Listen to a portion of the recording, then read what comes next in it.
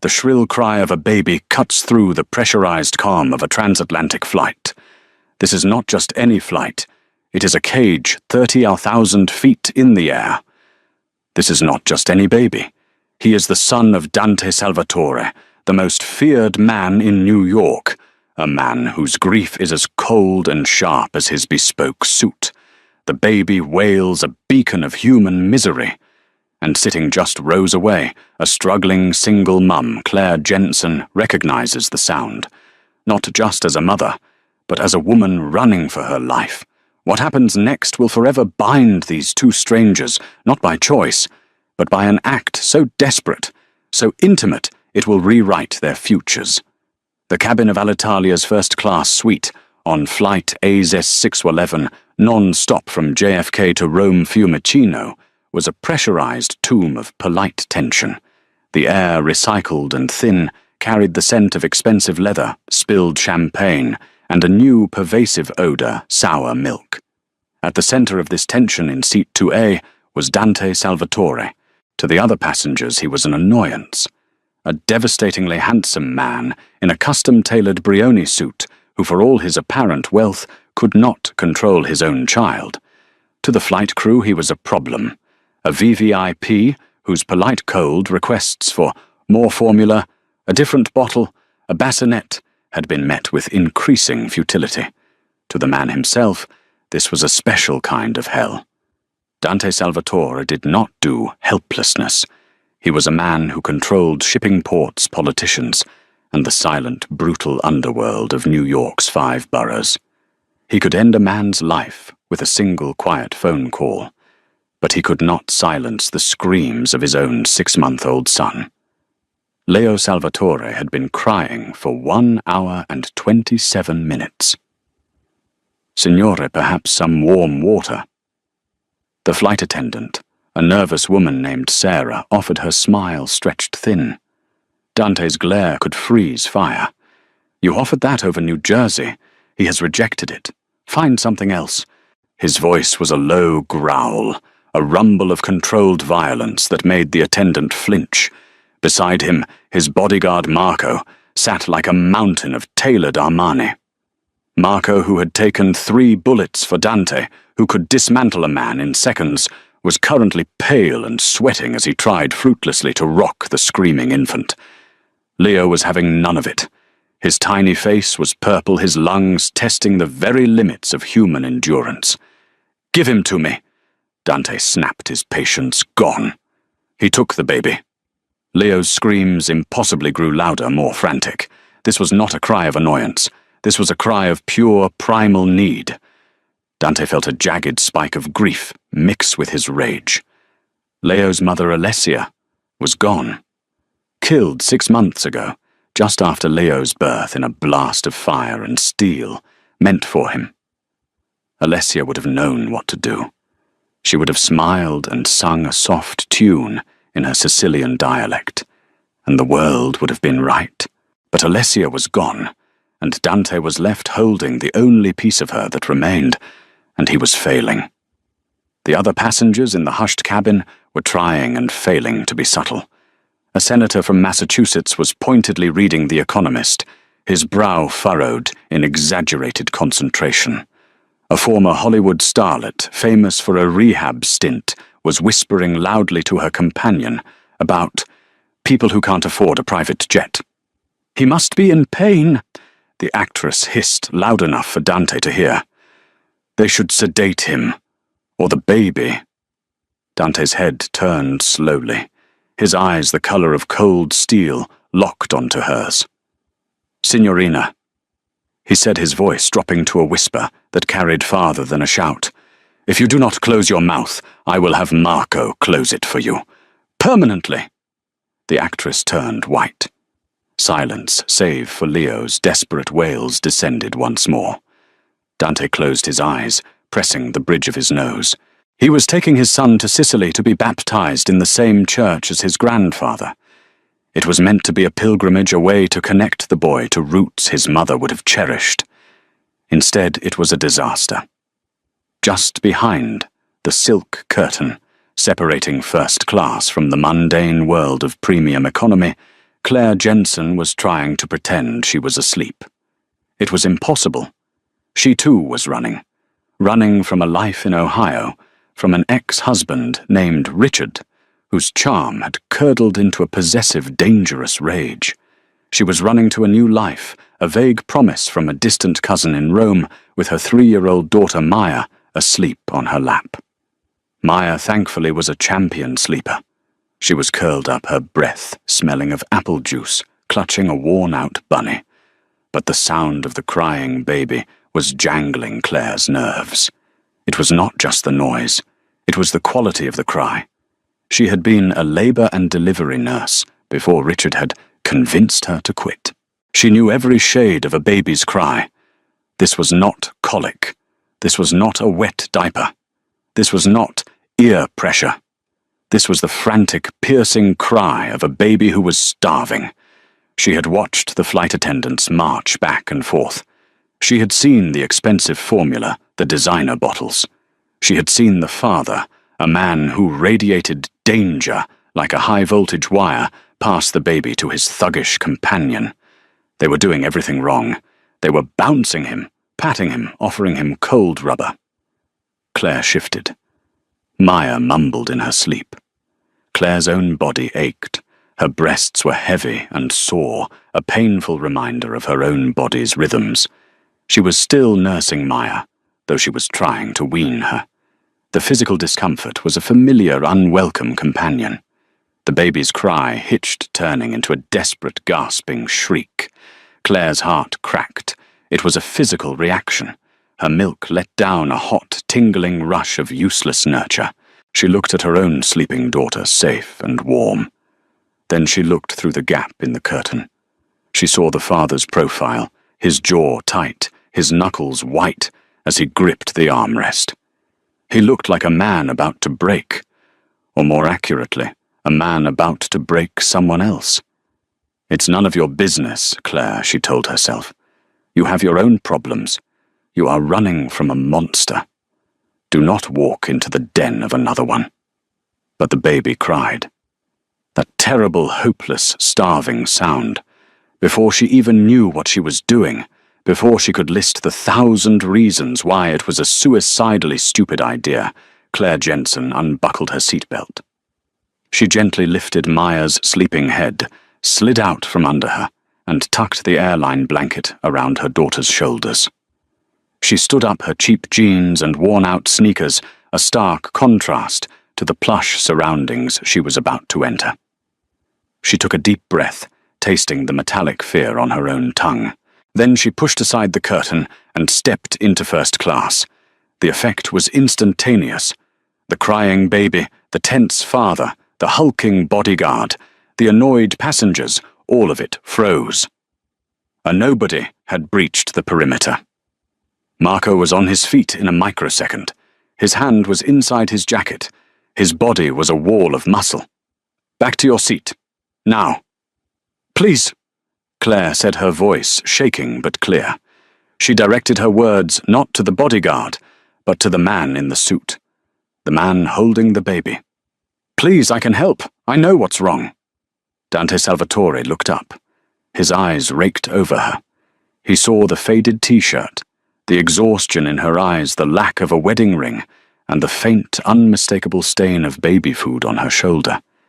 He saw, in short, nothing. No one can help, Dante said. His voice was final. Go. He's starving, Claire said, taking another step. Marco moved to intercept her, placing a heavy hand on her shoulder. You heard him. No, you don't understand, Claire insisted, her voice rising in desperation. The baby heard her, and his cries seemed to pause just for a second, as if listening. He's starving, but not for that. She pointed at the rejected bottle. He needs a mother. Dante's face darkened. His mother is dead. The words were flat, a statement of fact, brutal and cold. I know, Claire whispered, though she had not known. I am so sorry. But biologically he needs what's in the bottle, but he won't take it from the bottle. He needs comfort. She stopped. How could she say this? The world had stopped. The engine hum was the only sound now that the baby had paused, his little chest heaving with gasps. "What?" Dante's voice was sharp. Claire met his eyes. They were the coldest eyes she had ever seen. But behind the cold, she saw it the same desperation she felt. The desperation of a parent who would do anything to make the pain stop. She took a breath and made the unthinkable offer.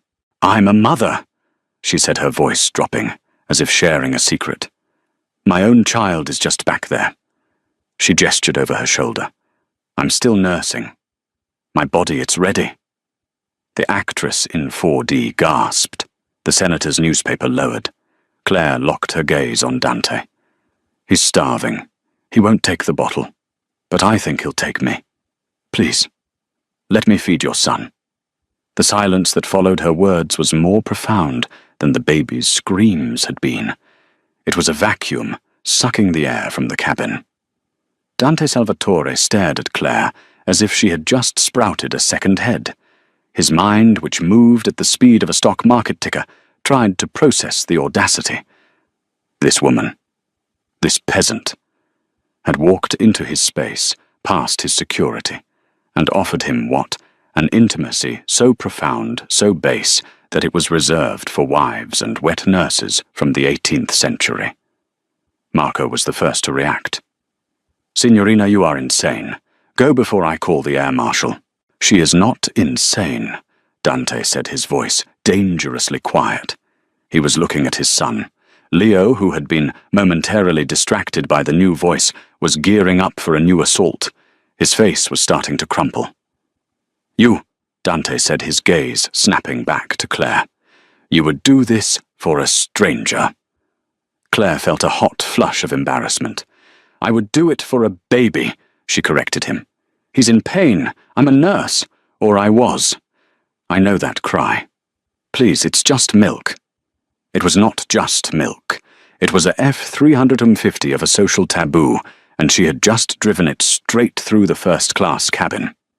The flight attendant, Sarah, hurried over. "Ma'am, please, you need to return to your seat. We can handle this." "You cannot handle this." Claire snapped her own fear and exhaustion, making her bold. "You have been handling this for an hour, and he's turning blue. He's going to make himself sick." She turned back to Dante, her hands clasped in front of her. "I don't want your money. I don't want anything. I am a mother with a full breast of milk that is currently going to waste. Your son is hungry. It is the simplest, most logical solution in the world." Dante Salvatore lived in a world of complex, illogical solutions, a world of shell companies, hidden loyalties, and blood feuds. He had not encountered simple or logical in a decade. He looked at this woman. She was plain, but her eyes were not.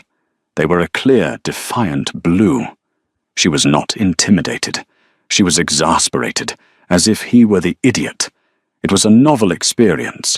And Leo, his son was beginning to wail again, that thin, reedy sound that tore at the last remnants of Dante's soul. "You are American," he stated. "Yes, from Ohio. And you are healthy." It was not a question. It was an assessment. "Yes," Claire said, her cheeks burning. "I am not on any medication. I do not drink. I do not smoke. I am just a mum, like your wife was." The mention of Alessia was a misstep. She saw it in his eyes. The steel cooled to absolute zero. "Do not," he whispered, "speak of my wife. I'm sorry. I just mean as a mother. Please." Dante made a decision. He had made decisions that had cost men their lives with less information. This was, as she said, simple. Biological. "Marco," he commanded. "Boss, no. We don't know who she is. She could be anything." "She is a solution," Dante said. He nodded to Claire, a short, sharp motion. "Sit." He gestured to the seat, facing the one the Hollywood actress had been occupying before she'd moved in a huff. Claire practically fell into it. Her legs were shaking. "Sarah," Dante called, his voice, now pure command. The flight attendant jumped. "Bring blankets. 2. And a bottle of water. Aquapanna if you have it." "Yes, signore. Immediately." Sarah returned her hands full. She looked at Claire with a mixture of awe and horror. She handed her the blankets. "Turn around," Dante ordered Sarah. "What?" "Turn around, all of you." His voice swept the cabin. The senator's newspaper went up like a shield. The actress fumbled with her eye mask. Marco reluctantly turned his back, standing in the aisle to block the view from the rest of the plane. They were in their own private world. Just Dante, Claire, and the now gasping baby. "Give him to me," Claire said softly. Dante looked at his son, his expression unreadable. He had not let anyone hold Leo but himself, Marco, and a professional background-checked nanny back in New York. To hand his son his heir to this complete stranger, it was a violation of every security protocol he lived by. But Leo cried. Slowly, as if handing over a priceless, unstable explosive, Dante Salvatore passed his son across the small table. Claire took him. Her movements were practiced, sure. She did not take him awkwardly like Marco. She did not hold him stiffly like Dante. She settled him into the crook of her arm, her body a natural cradle. She draped one of the blankets over her shoulder. "It's okay, Piccolino," she murmured. A word she'd picked up from an Italian cooking show. "It's okay. I know. I know." She did not look at Dante. This was not for him. She shielded herself with the blanket, unclipped her bra, and guided the baby. There was a moment of frantic snuffling, searching a tiny whimper of frustration. And then silence. A profound, absolute, and miraculous silence. The only sound was the soft, rhythmic suckling of a contented child. Claire let out a breath she felt like she had been holding since she left Ohio. The relief was so total, so physical, that she felt light-headed. She looked down at the baby in her arms. He was beautiful. Dark, downy hair, long eyelashes, resting on a chubby cheek. He was feeding with a desperation that broke her heart. He had been starving. She looked up. Dante Salvatore was watching her. His face was a mask of stone, but his eyes were raw. He was not looking at her. He was looking at his son, seeing him peaceful for the first time since his mother died. "He's beautiful," Claire whispered, her voice thick. Dante did not answer. He just watched. He watched this strange, brave woman from Ohio feed his child from her own body. He was a man of transactions. He understood debts. He had just incurred one that he could never, ever repay. "My name is Claire," she said into the silence. "Claire Jensen." "Dante," he replied. His voice was rough. Dante Salvatore. The name meant nothing to her. It was just a name, an old Italian name. "And this is Leo," Dante said, his voice softening for the first time as he looked at his son. "Leonardo Salvatore." "Leo," Claire repeated, smiling down at the baby. "Hello, Leo. You gave your papa a scare." Leo's eyes were closed, his hand fisted in Claire's t-shirt. He was in heaven. Dante watched them, the primal sacred image of mother and child, a woman who was not his wife, a child who was his. The intimacy of the act was staggering. It was more intimate than sex. It was life. "You are a nurse," he stated. "I was. I'm in transition. I'm moving to Rome, to start over." "Running," he said. Claire's gaze snapped up, her blue eyes sharp. "What? You are running? From what? That's none of your business." "You are feeding my son," Dante said, his logic irrefutable.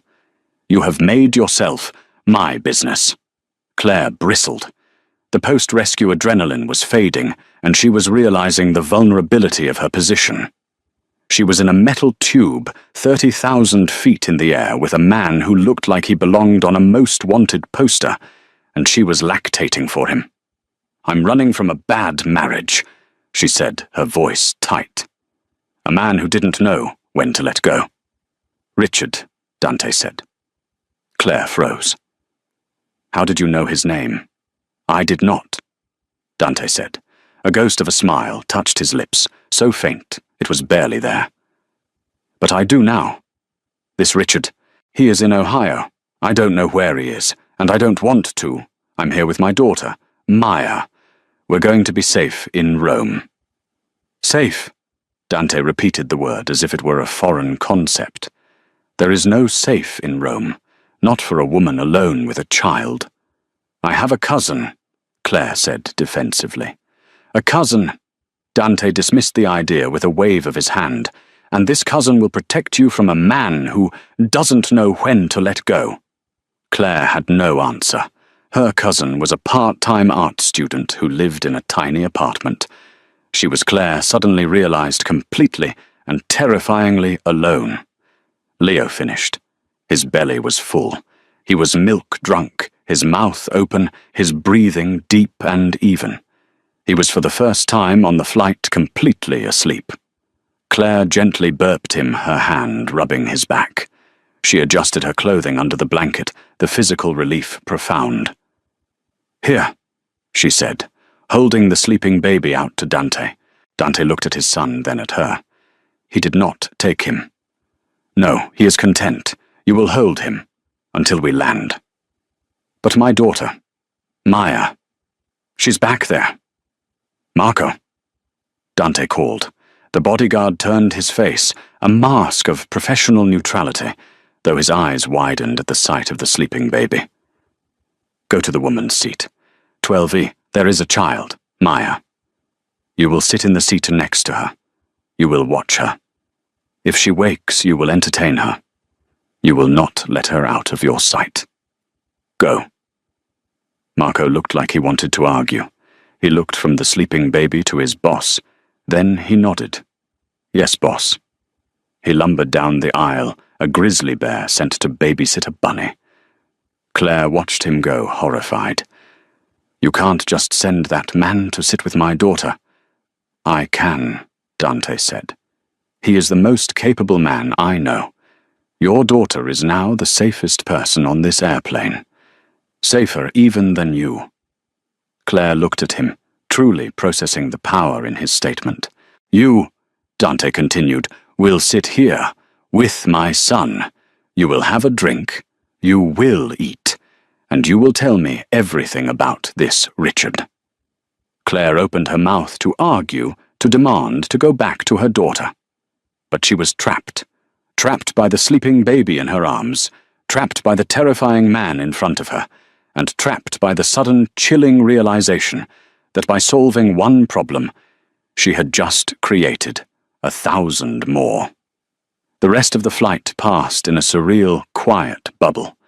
The first-class cabin, having witnessed the drama and its bizarre silent resolution, retreated into its own world.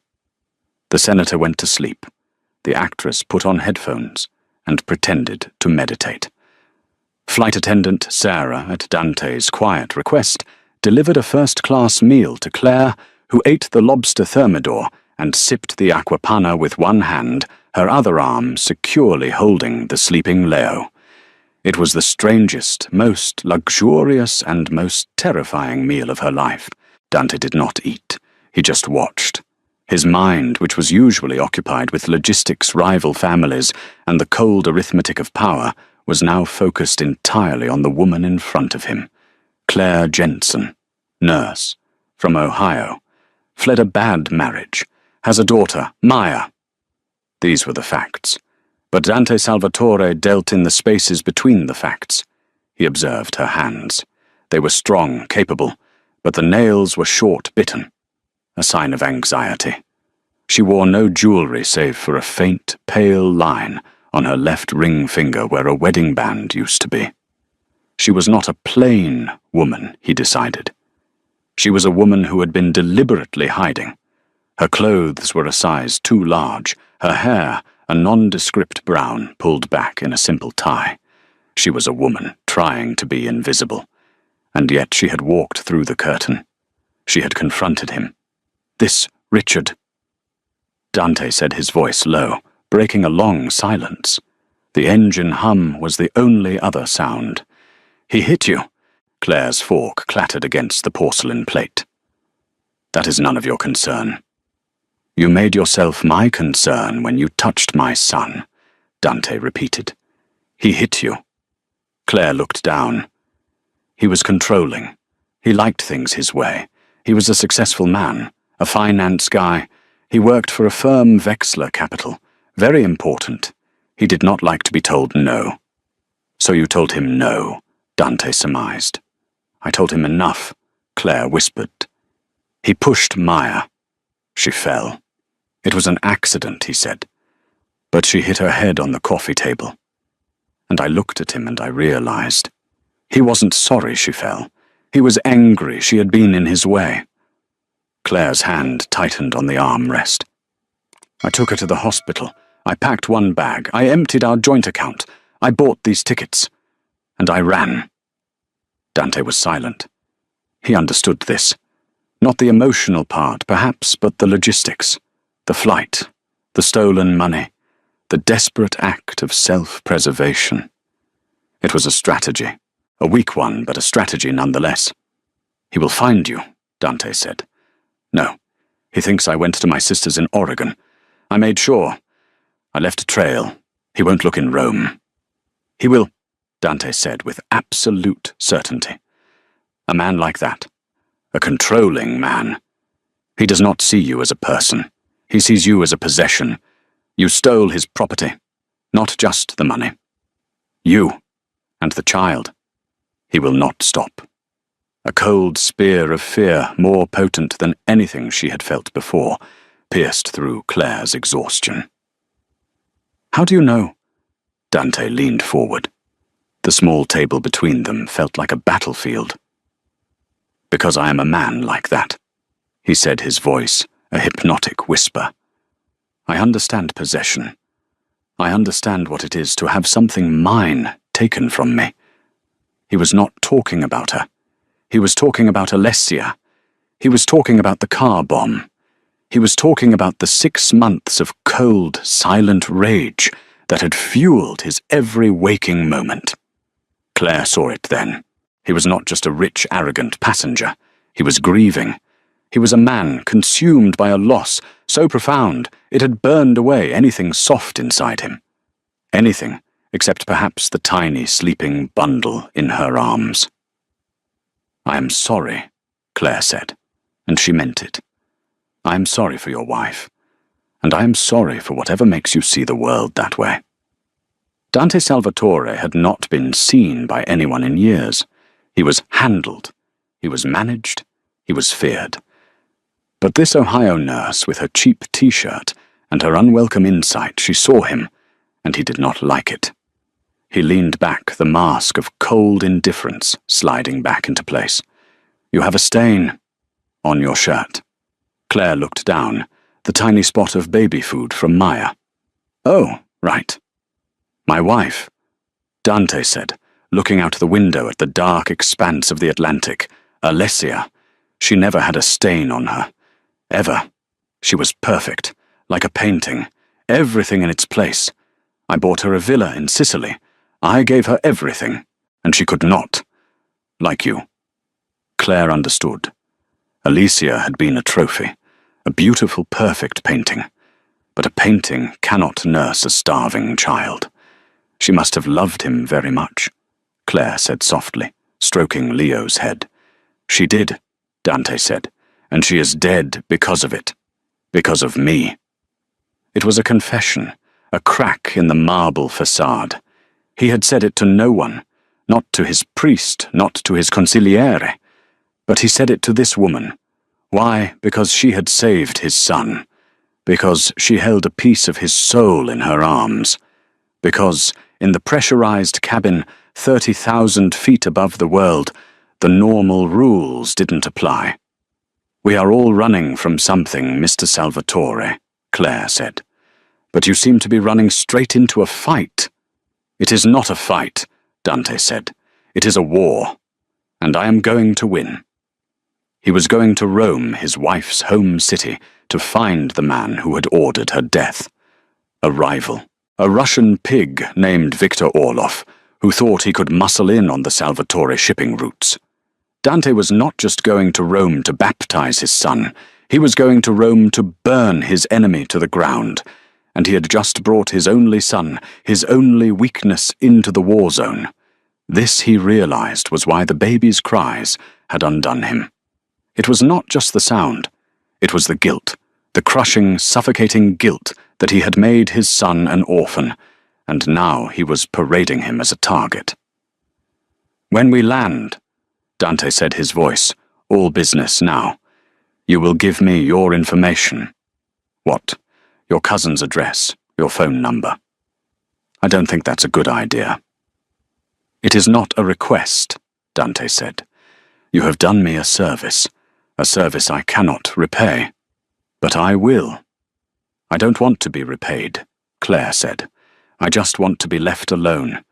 I want to take my daughter and disappear." "You cannot," Dante said. "Men like you're Richard, men like me. We do not allow people to disappear.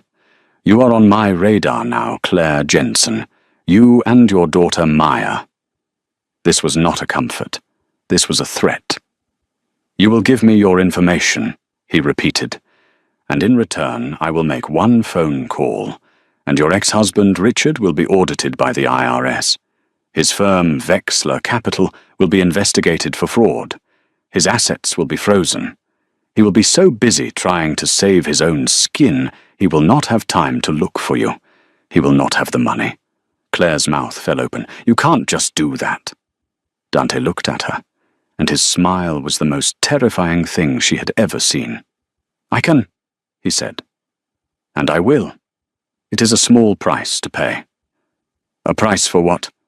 "For Leo," Dante said, nodding at his son. "You fed him. Now I will feed you. This is how the world works, Claire. You do a favor. You receive a favor. We are now bound." Claire looked down at the sleeping baby. He was so innocent, so perfect. She had saved him, and in doing so, she had just damned herself. She had escaped her cage in Ohio, only to fly directly into the arms of a man who owned a much, much larger one. The sun began to rise over the horizon, painting the sky in streaks of bloody orange and purple. The plane began its slow descent toward Rome. The bubble was about to burst.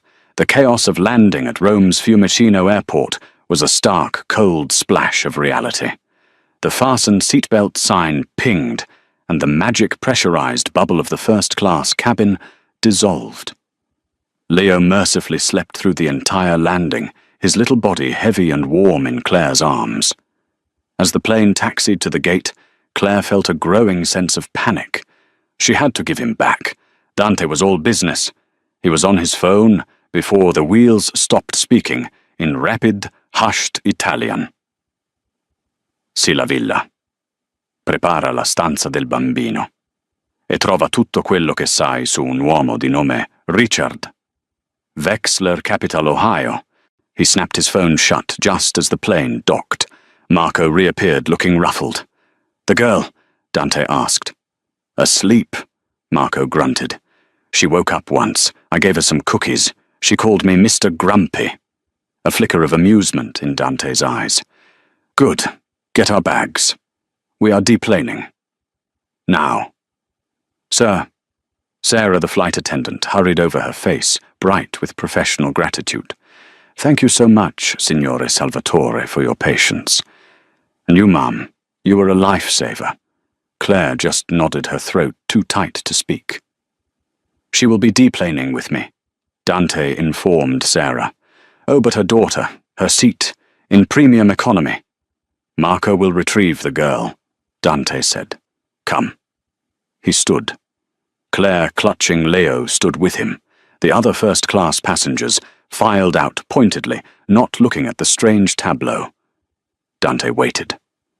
Marco returned, carrying a still-sleeping Maya in one arm, and Claire's worn-out carry-on bag in the other.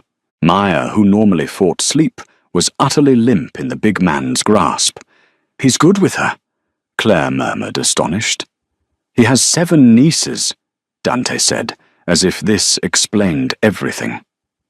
They walked out of the jet bridge. Claire felt like a fraud, walking with this man who was flanked by a bodyguard carrying her child. People stared. They saw a powerful, beautiful family. A man, his wife, his 2 children, his security. They did not see the truth. A mafia boss, a hostage, a refugee, and a child. At the baggage claim, Dante's people materialized. 2 men in dark, identical suits. They did not speak. They simply took the luggage tags from Marco. "Claire," Dante said. This was it. She handed him the sleeping baby. The transfer was quick. Leo, sensing the loss of her warmth and scent, began to stir his face, puckering.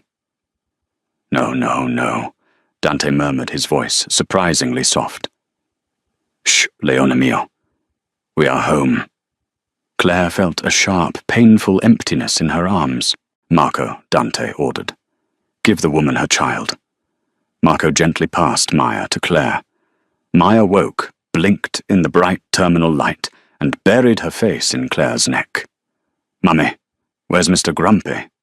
"He's right here, sweetie," Claire whispered, her heart hammering. "Now," Dante said, turning to her. He was once again the cold man from the plane. The brief moment of vulnerability was gone. He pulled a pen, a thick gold Mont Blanc, from his jacket and took a cocktail napkin from his pocket. "The address." "Dante, please. Mr. Salvatore, I can't. I don't want your help. That favor you mentioned, I don't want it." "I do not care what you want," he said, his voice flat. "I am not a man who leaves a debt unpaid. It is untidy." He held the pen out to her. "The address, or I will have my men find it, and they will be conspicuous. Your cousin will not appreciate it. Neither will her neighbors, or her landlord." It was a checkmate. He knew it. Defeated, Claire scribbled the address in Trastevere on the flimsy napkin. He took it, read it, and nodded. "Good. My driver will take you. A black Maserati is waiting. It will be—" "No," Claire said, finding a last frayed thread of defiance. "No. I'm taking the train. The Leonardo Express. Like I planned. I will not get in a car with you." She expected him to argue, to force her. Instead, he studied her for a long, uncomfortable moment. The cogs were turning. He was re-evaluating. "As you wish," he said finally. "You choose the hard way. I admire that. It is stupid, but I admire it." He tucked the napkin into his pocket. "Marco, give her the card." Marco produced a business card. It was thick, black, ridiculously expensive. It had one word on it, Salvatore, and a phone number. "This is not my number," Dante said. "It is the number for my ufficio, my office. When your cousin's apartment proves to be a hovel, when your ex-husband's lawyers find a way to freeze the money you stole when you are hungry, you will call this number." "I won't," Claire said. "You will," Dante replied. He looked down at Maya, and his expression softened by a fraction. "She is a beautiful girl. It would be a shame if she had to suffer for her mother's pride." He turned. His men who had the bags were already moving. Marco, holding Leo, fell in step behind him. In seconds, the Salvatore entourage was swallowed by the crowd, moving with a silent, terrifying efficiency and disappearing through a private exit. Claire was left standing alone, holding her daughter, her carry-on, and a black business card that felt like it weighed 1,000 pounds. She was also being watched. Across the terminal by a Cafe Nero, a man in a rumpled suit lowered his phone. He had been watching the exchange. He had not been watching Dante. He had been watching her. He hit a speed dial number. A voice on the other end answered. "Mr. Peterson, it's me. You were right. Your wife, Claire. She wasn't going to Oregon. I've got eyes on her. Right now. At Fiumicino, Rome, Italy. Yeah, she looks scared. And she's got the kid." The man, a private investigator hired by Richard Peterson, lifted his phone and snapped a picture. A grainy, long-distance shot of Claire, holding Maya, looking lost. "Yeah," the PI said, sending the photo. "She's alone. Looks like she doesn't have a clue in the world. This will be an easy one, Mr. Peterson. I'll have her for you by the end of the week." Claire did not call the number. She took the Leonardo Express, a fast, clean train that rocketed her, and a sleepy Maya from the airport to Rome's main station termini. From there, a taxi, a terrifying fast-talking driver, and 30 of her dwindling euros got them to the Trastevere address. The apartment was not just a hovel. It was a fifth-floor walk-up that smelled of garlic, damp stone, and cat urine. Her cousin Maria, a third-generation Italian-American on a find-herself journey, was sweet but useless. She had forgotten they were coming. "Oh my God, Claire, you're here!" She had shrieked, her bright pink hair a stark contrast to the ancient peeling paint in the hallway. "I thought you were coming next week." The room Maria had for them was a mattress on the floor of a tiny alcove, separated from the kitchen by a beaded curtain. For 2 days, Claire and Maya lived on stale bread cheap pasta and the sound of Maria's band practicing experimental jazz. It was not a new start. It was a new circle of hell. Claire tried to find work. She went to hospitals, clinics, and private nursing agencies. Her American qualifications were useless without a mountain of paperwork, translated documents, and a permesso di soggiorno, a permit to stay, which she did not have. Her money, the money she had stolen from Richard, was disappearing. On the 3rd day, she went to an ATM, and the screen flashed a brutal final message. Card declined. She called her bank in Ohio, a terrible, expensive international call from a payphone. "Yes, Mrs. Peterson," a bland voice informed her. "A hold has been placed on the account. It seems Mr. Peterson filed a report of suspected fraud. Yes, all assets are frozen, pending an investigation." Dante Salvatore's words echoed in her ears. He will not have the money. But it was not Richard's money that was frozen. It was hers. Richard had struck first. Dante's favor had not materialized. Or perhaps this was the investigation Dante had started, and she was just collateral damage. She was ruined. She walked back to the apartment in a daze. Maria was out. Maya was asleep on the lumpy mattress, her face smudged with dirt. They had eaten the last of the pasta for lunch. There was no dinner. Claire sat on the cold tile floor. She was a refugee, a failure. She had dragged her daughter across the world to starve in a cold foreign apartment. She pulled her wallet from her bag. Her fingers fumbled past her useless bank cards, her expired nursing ID, and touched paper. Thick, black, Salvatore. She looked at the phone. She looked at Maya. It was not a choice. It was an inevitability. She dialed the number. A crisp female voice answered in Italian. "Ufficio Salvatore." "Hello." Claire's voice was a dry croak.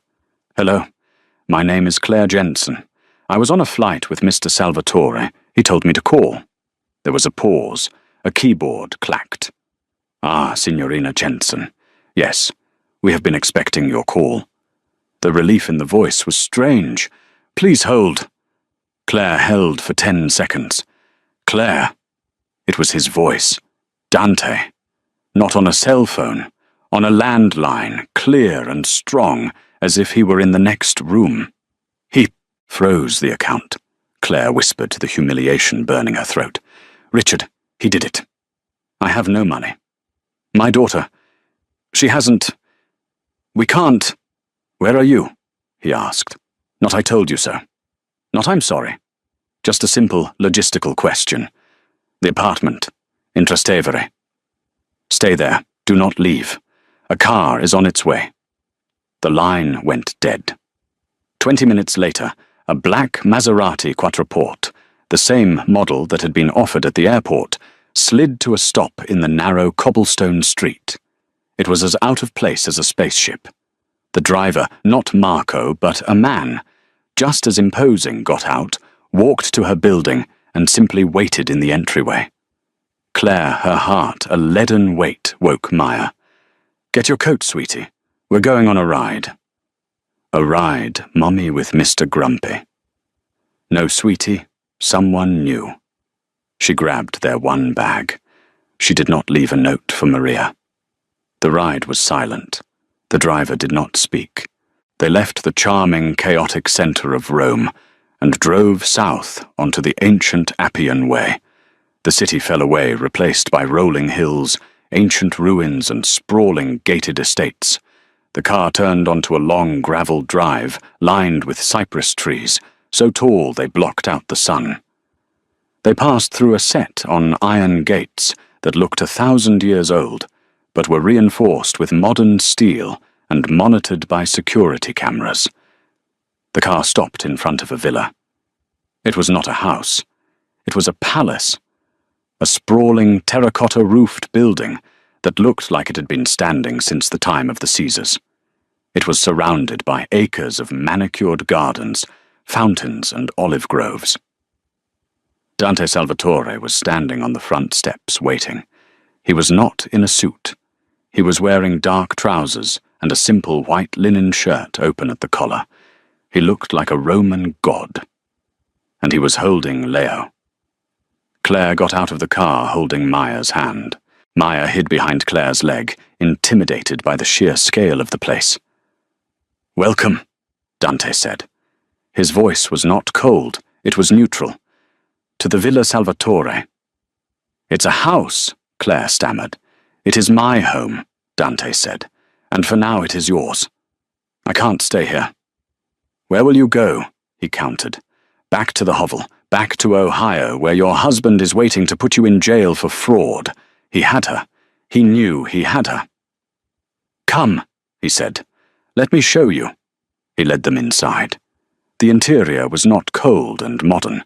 It was filled with priceless antiques, Renaissance paintings, and thick Persian rugs. It was opulent, but it was also dark. The windows were tall, but heavy velvet drapes blocked much of the light. A woman in a severe black dress, her grey hair pulled into a tight bun, was waiting in the foyer. "This is Signora Bianchi," Dante said. "She is Leo's Tata, his nanny. She will assist you." Signora Bianchi looked at Claire with open disdain. She saw a common American woman, an interloper. "Dante," Claire said, stopping. "What am I doing here? I am not your guest." "No," he agreed. "You are not, I told you. I have a debt. I am repaying it. By kidnapping me, by protecting you," he corrected her. "Your husband has hired a private investigator, a man named Frank Russo. He photographed you at the airport. He has been following you. He was preparing to retrieve you, and your daughter." Claire's blood ran cold. "How do you know that?" "Because," Dante said, stepping closer, "Mr. Russo is currently a guest of mine, in a much smaller villa. He is explaining his mistakes." Claire felt sick. "What did you do?" "I am solving your problem, Claire. The problem you are not capable of solving yourself. The man Richard will be handled. The investigation into your account will be stopped. The money will be returned. You will be safe." "Safe," Claire repeated his word from the plane. "In your cage." "A gilded cage," Dante said, a small smile playing on his lips. "It is better than the alternative." He gestured to Signora Bianchi. "Show Miss Jensen and her daughter to the guest wing. Get them clothes, food, whatever they need." "And me?" Claire asked, her voice small. "What is my job? Am I the new nanny?" Dante looked at her. He looked at the hard, disapproving face of Signora Bianchi. He looked at Leo, who was starting to fuss in his arms, his little face searching. "Signora Bianchi is traditional," Dante said. "She does not believe in comfort. She believes in schedules. Leo does not appreciate her schedules. He has been crying since you left." He held the baby out to Claire. "Your job, Miss Jensen, is to do what you did on the plane. Your job is to be his mother, until I no longer require your services." Claire looked at the baby. Leo's eyes found hers. A tiny gummy smile spread across his face. He recognized her. She took him. He snuggled into her neck, content. Dante Salvatore watched the exchange. He had just handed this woman his son. He had just installed her in his home. He had just told her he was handling her ex-husband. He was a man who understood possession. "Yes," he said more to himself than to her. "You are the new nanny. You and your daughter will live here. You will be safe. You will want for nothing. And you will never be alone again." Claire Jensen, the struggling single mum from Ohio, looked around the cavernous, beautiful and terrifying marble foyer. She was holding the son of a Mafia boss. Her own daughter was clinging to her leg, and she realized the last terrible truth. He did not just mean she would be protected. He meant she would be watched. She was a prisoner. Life at the Villa Salvatore was a disorienting dream of luxury and paranoia. Claire and Maya lived in a gilded cage, wanting for nothing. Dante had solved her problems, the money was back, and the PI had vanished. Claire's role became clear when she won a battle of wills against the stern nanny, Signora Bianchi, over Leo's care. From then on, Claire was Leo's unofficial mother, and the baby thrived. Her own daughter Maya blossomed, forming an unlikely, adorable bond with Marco, her Mr. Grumpy bodyguard. Dante himself was a watchful absence. He would disappear for days, then return, his eyes tired. In a rare moment of vulnerability, he confided in Claire. He spoke of his murdered wife Alessia and the man responsible, a brutal Russian rival named Viktor Orlov. "I am going to end him," Dante stated, his voice hollow. He was in Rome not just to grieve, but to wage a war. He was unaware that his enemy had just found a new weapon. Dante believed he had handled Claire's ex-husband, Richard. But Richard was a desperate, cornered rat. His finance firm had been laundering money for one man, Viktor Orlov. With nothing left to lose, Richard made a call. He told Orlov all about Dante Salvatore's new weakness, the American nanny, and her daughter, who he was protecting like family. The war came to their door during a statement garden party Dante hosted. While Dante showed off his strength, Claire, on display in a bespoke silk dress, felt a chill. She spotted a fake waiter watching Maya. "Marco!" She screamed, but it was too late. The man lunged, grabbing Maya and sprinting for a service van. The van smashed through the gates, leaving Claire screaming on the gravel, her daughter gone. Dante stood beside her, his face a mask of apocalyptic rage. Viktor Orlov had just made his move. The villa was shattered. Orlov called, demanding his weapons shipment, Dante's entire war in exchange for Maya. Dante roared, trapped between avenging his dead wife and saving Claire's child. He was ready to sacrifice Maya for his empire until he saw Claire's utter, broken defeat. Remembering the plane, he made the unthinkable choice. He agreed to the trade. "You are coming with me," he told Claire, secretly arming himself. At the port, Orlov held Maya. With him was Richard Claire's ex, the one who sold them out. Maya ran to Claire's arms. The trade was complete, but Dante's deal was a lie. He signaled a crane operator who obliterated Orlov and his car with a 50-ton magnet. Richard left, sniveling, was spared at Claire's plea and banished. His enemy dead, Dante faced Claire. He admitted she had saved him, not just his son. "Let's go home, Claire," he said. It wasn't an order, it was an acknowledgement. A new, dangerous bond had been sealed in blood and steel, and that's the story. But is it the end, or just the beginning? Claire traded one cage for another, but in Dante's world, a gilded cage comes with a very different kind of power. She saved his son, and in doing so, she saved the man. But what happens when a mafia boss owes you his life? What happens when you become the one thing he is unwilling to lose? If you were on the edge of your seat, if you felt that tension, that what would you do? Moment, then do me a favor. Hit that like button. It tells the algorithm you have great taste. Share this video with someone who needs a story that will make their heart pound. And most importantly, subscribe to this channel. We are just getting started, and you do not want to miss the next chapter in this dark, dangerous world. Drop a comment below. What do you think Dante should have done at the port?